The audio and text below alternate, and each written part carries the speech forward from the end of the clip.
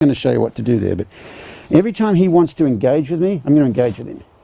Every time. There's two things you could do. Two other things you could do. You could ignore it, or you could say, don't do that. Okay? The ignoring it would basically be telling, I didn't even notice you're trying to engage me. Okay? Hey there. See right there, as soon as he comes over, I'm ready to engage with him. And you might notice that we look a little bit different than we did at the start. Okay?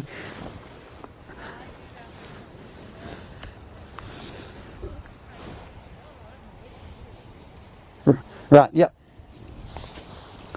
And so, you know, right now I'm not trying to do a demonstration of what to do, or like the process. I'm going at his speed. So, you know, like I said, I'm working on... Now, if he's looking up there, I might look up there when he's looking up there. But I haven't really made any corrections yet, except the one time when he hit the end of the lead rope, I waved that flag, and then he left.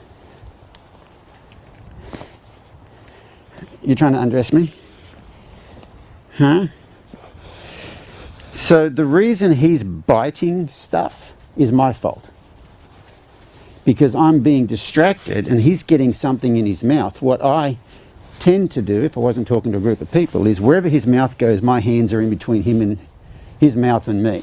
And so he couldn't bite me on the collar and he couldn't bite me on the cuff because I'd be like a baseball catcher with my hands. Like, basically, you want to engage a part of my body, you can engage my hands, and then they're not biting on you. So the little couple of times that he's actually got a hold of my clothing, it's because I haven't been paying attention. So I want to talk a little bit more about that right there. A couple of years ago, my wife had a horse that he was kind of nippy, and instead of correcting it, what I started looking at it was, instead of him thinking that he was trying to bite me or be annoying or whatever, I looked at it as in he wanted to engage with me. And I've been doing it with every horse that wants to engage since, and for me it's been a game changer. It really made me understand that these horses are trying to connect with you. They're trying to say, hey, how's it going? You know, they don't have fingers like we do, so they can't reach out and shake hands. Their first interaction is with their muzzle, their end of their nose sort of thing. And I have found that if you can just engage with that every time, if you've got a horse that's nippy, after a while it goes away, but you have to be very, very present, which you have to be very, very, very aware. And right then, there was a couple of times that horse, one time he got the collar of my jacket in his mouth, and the other time he got the cuff of my jacket in his mouth, because I wasn't present. I was talking to the crowd of people, and I wasn't present enough to actually have my hands meet him. And so, and once again, this comes back to energy. Your hands can't be going, no, don't touch me, stay away, stop, no. Your hands have to be like, hey, how's it going? So I just like to engage the end of their muzzle. I have found, I've had two people out of, I've had videos on YouTube about this whole engage with their muzzle thing, and on my Facebook groups and stuff, and I've had two people who've told me they've gotten bit, and I've had hundreds of people tell me, wow, it really changed my horse and my interaction. And the two that said they got bit, after I had a conversation with them about it, the horse was not standing there reaching out, engaging with them. The horse was pushing on them in the first place. So you've got to make sure you're not doing this with a horse that's trying to run over you.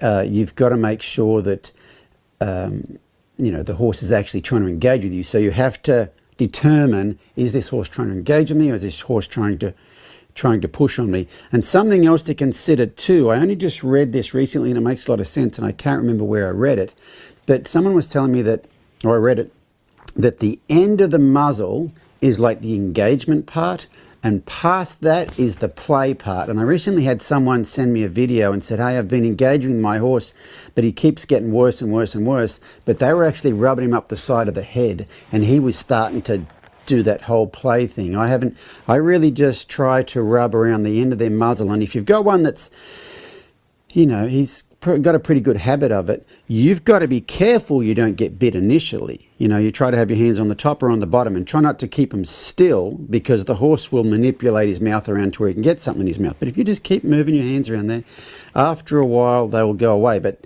probably the rules to it is only do it when he engages you. So if his mouth comes over, as his mouth comes over, do it. If his mouth goes away, leave your hands here and let his mouth go away. So you're not trying to get to him.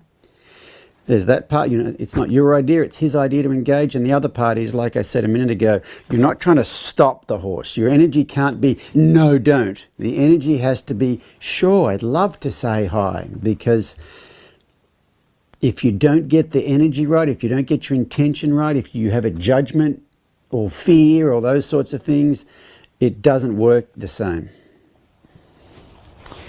But anyway, so we have a difference in his energy level already. And that's where you've got to kind of be able to quell your nervous system when you're not around horses, so that you can when you are around horses. So he's wanting to engage with me here, so I'm just going to engage with him. Because everything I'm doing right now, I'm trying to get him to relax. And so if he wants to engage with me, I'm going to engage with him. Now, he might walk off here in a minute, and when he does, I might pull that flag out again. He looks up there, I look up there.